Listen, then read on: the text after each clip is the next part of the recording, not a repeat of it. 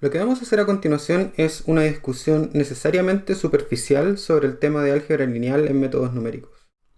El tema es súper amplio porque el álgebra lineal tiene aplicaciones en básicamente todos los que se nos pueda ocurrir.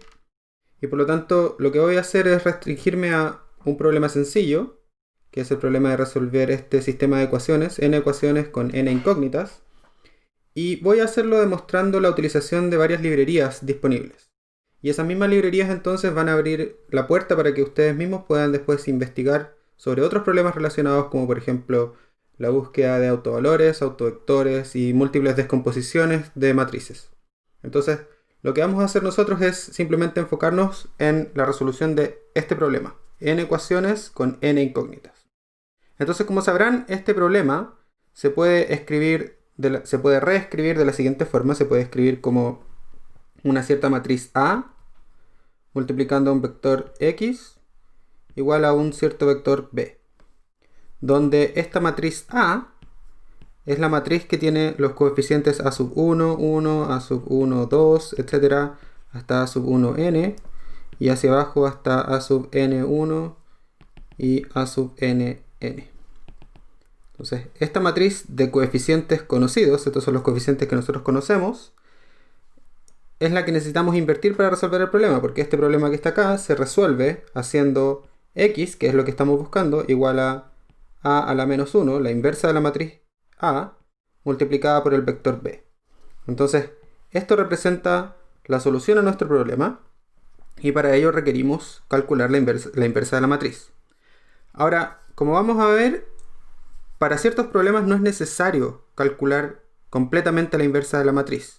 Es numéricamente más eficiente resolver el problema directo de calcular los valores del vector x en vez de calcular primero la inversa de la matriz y luego hacer la multiplicación de la inversa de la matriz por b.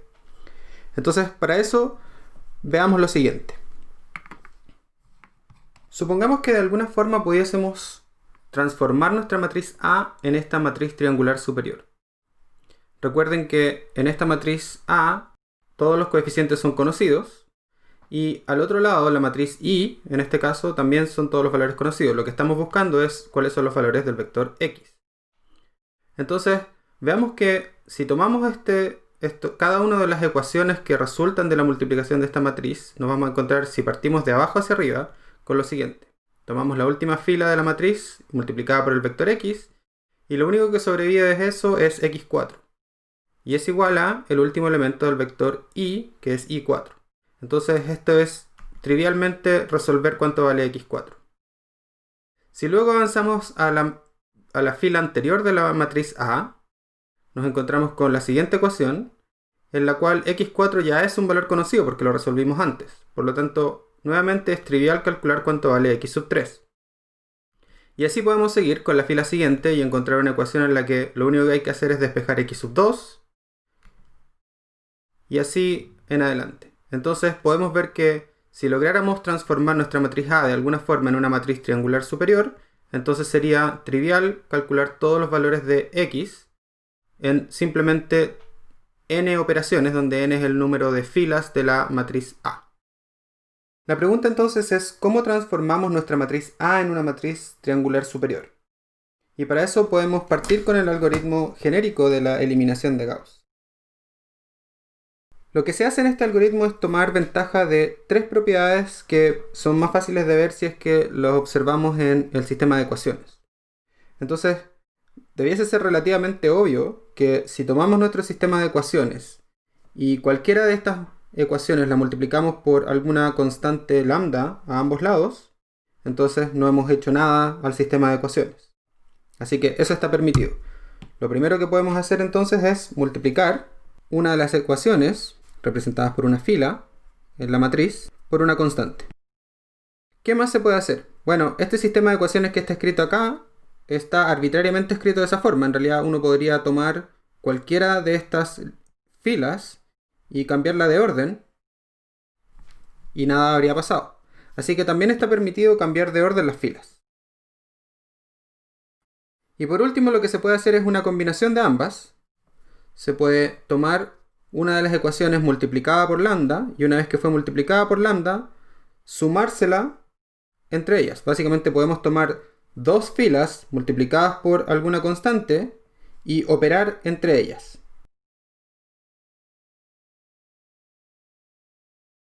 Entonces, estos son cambios que se pueden hacer sin alterar el problema mismo, que es el que queremos resolver. Entonces, veamos cómo se vería este método aplicado. Lo primero que vamos a hacer es tomar la primera fila y multiplicarla por 1 sobre A11.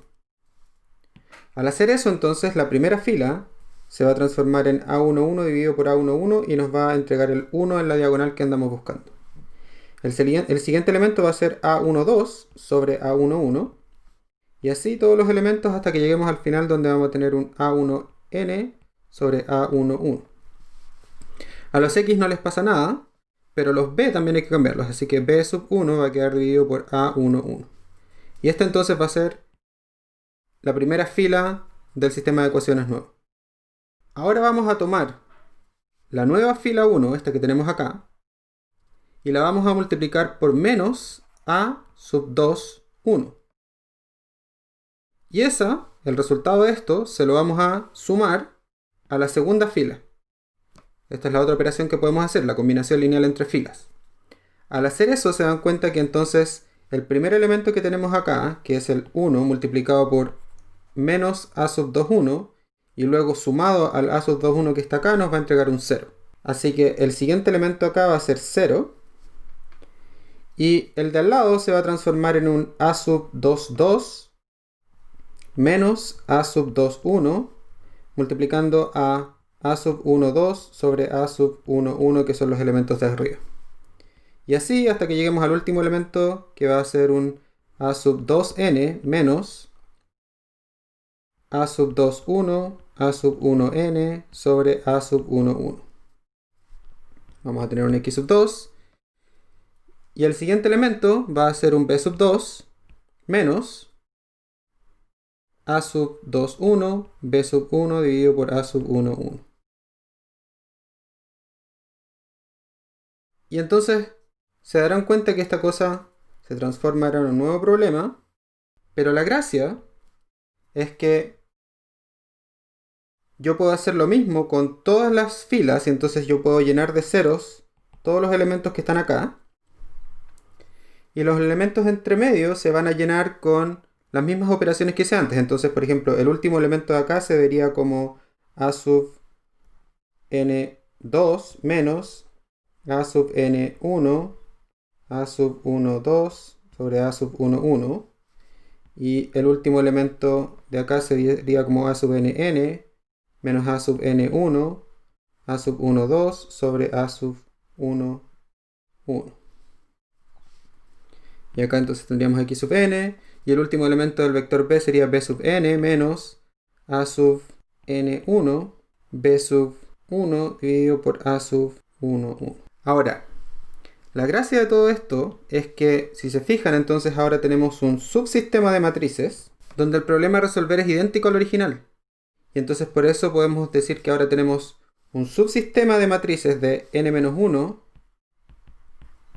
por n-1 en el que podemos aplicar el mismo procedimiento de eliminación de Gauss. Así que acá podemos ver que hay una recursión. Y podemos aplicar el mismo procedimiento para limpiar todas las otras columnas y transformar en cero todos los otros elementos y dejar solo una matriz triangular superior, en cuyo caso vamos a básicamente haber resuelto el problema. Hay un detalle que no hemos discutido y que podría surgir. ¿Qué pasa si A sub 1, 1 es igual a 0 o en el caso de problemas numéricos en realidad simplemente es muy pequeño? ¿Cuál es el problema con eso? En la primera operación que hicimos, dividimos todo por A sub 1, 1. Y al hacer esa división, podemos haber causado un problema. No solo si es que es exactamente 0, en cuyo caso es matemáticamente imposible, pero si es muy pequeño, recuerden, los computadores tienen un máximo de números que pueden representar. Por lo tanto, dividido por un número muy pequeño podría dar un número más grande que el número más grande representable por nuestro computador. Y por lo tanto, igual sería un problema. Entonces, ¿qué pasa en esos casos? Bueno, en esos casos hay que tener cuidado.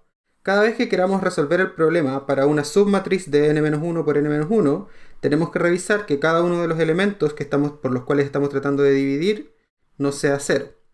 Y si son 0, lo que podemos hacer es usar una permutación. ¿Cómo se ve una permutación? Una permutación es simplemente una operación matricial que podemos lograr con una matriz como la que vemos acá a la izquierda, que tiene puros unos y ceros. Si se fijan lo que ocurre cuando hagamos la multiplicación de estas matrices, para obtener el elemento de la esquina superior arriba vamos a tener que multiplicar la traspuesta de la primera fila por la primera columna. Y cuando hagamos eso vamos a tener puros elementos que son ceros salvo el del medio, así que lo único que se rescata acá es el número 4. Cuando hagamos lo mismo con la siguiente columna, va a pasar exactamente lo mismo, el único elemento que se rescata es el del medio, el 5. Y con la siguiente lo mismo, se rescata solo el 6. Entonces podemos ver que de manera un poco más general lo que esta cosa nos está diciendo es que el elemento que es igual a 1, que está en este caso en la segunda columna, lo que nos está diciendo es que lo que hay que rescatar es la segunda fila. Y hay que posicionarlo en la posición de la primera fila. Entonces, hagamos la siguiente. Tomamos la segunda fila, que tiene un 1 en la primera columna, y por lo tanto lo que nos está diciendo es que hay que rescatar la primera fila de la otra matriz. Y posicionarlo en la segunda fila.